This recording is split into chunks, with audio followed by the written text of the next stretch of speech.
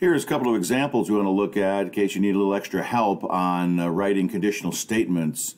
Here's one that's just simply identifying the hypothesis and the conclusion. So the statement is simply, if an animal is a robin, then the animal is a bird. And so remember, the hypothesis is the if part of the statement, and the conclusion is the then part of the statement. And you don't have to write it out exactly as it's written. Just you can sort of write it however you feel. So I probably would say an animal is a robin as my hypothesis.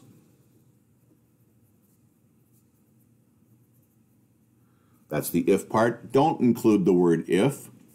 The conclusion is the then part, and then say the animal is a bird.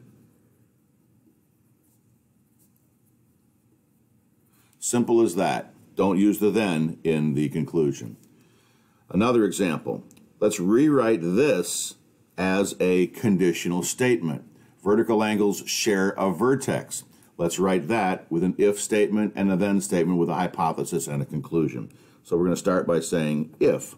Now, again, don't just write the words as you see them. Think about the way the English sentence would go. If two angles are vertical, I would just use that. If two angles are vertical, then what? They share a vertex.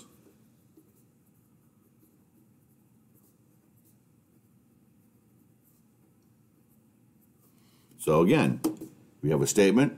The hypothesis would be the vertical angles part. So if two angles are vertical, then they share a vertex, would be the conclusion of that one. And there's a couple of great examples that you can use to help you along.